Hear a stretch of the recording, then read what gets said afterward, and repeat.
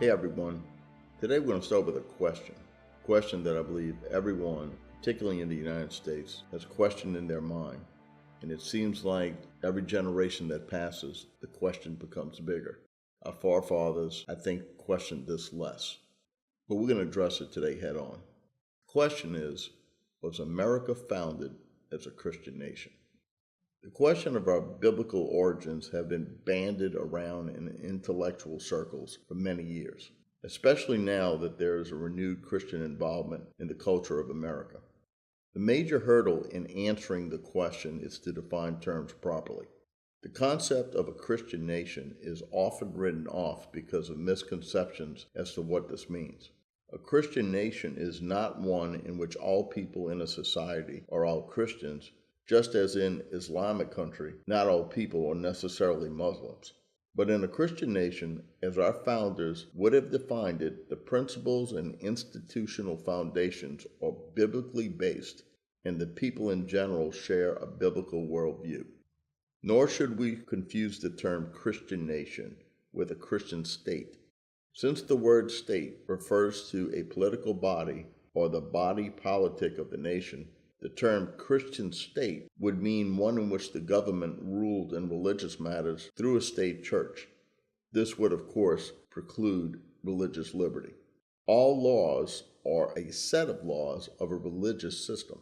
The highest glory of the American Revolution, said John Quincy Adams, was this: it connected in one indissoluble bond the principles of civil government with the principles of Christianity.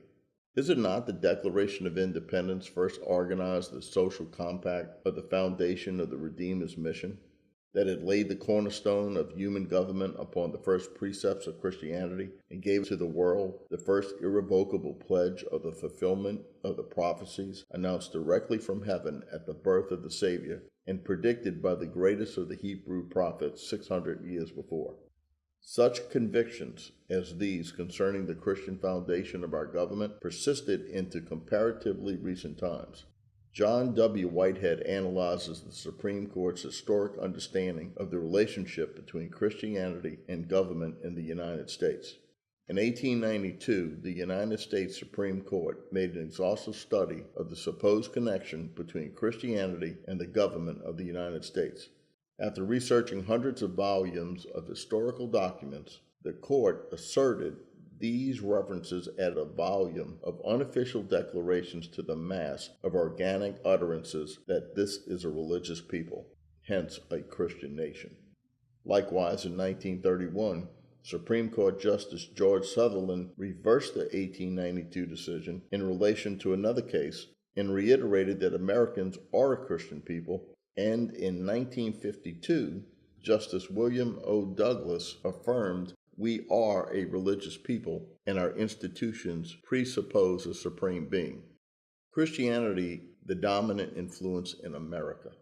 America was under the dominant influence of biblical Christianity from 1620 until well into the 19th century.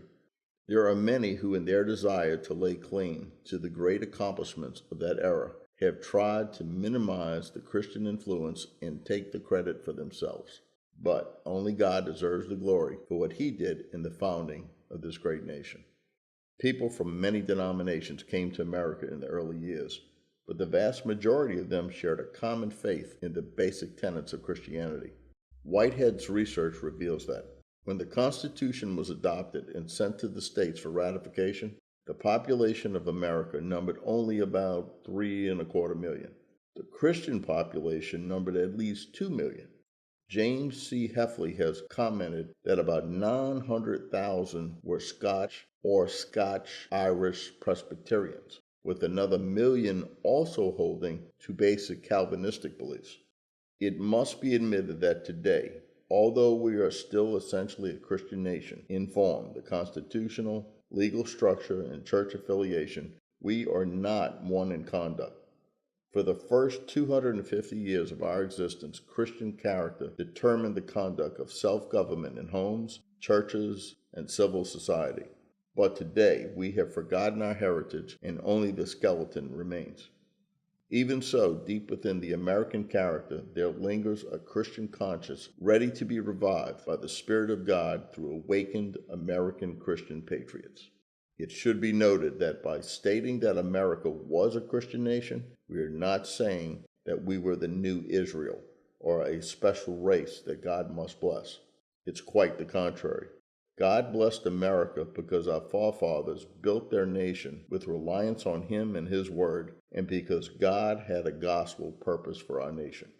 If we turn from His purpose, we can expect His judgment, perhaps greater judgment than other nations, because to whom much is given, much is required.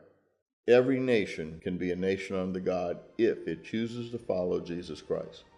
Our history is unique in that we were allowed to express the full flower of Christian civilization and government. This fact should give us cause to ponder the price we have paid for the maintenance of our Christian liberty. Will we be the generation that presides over its death?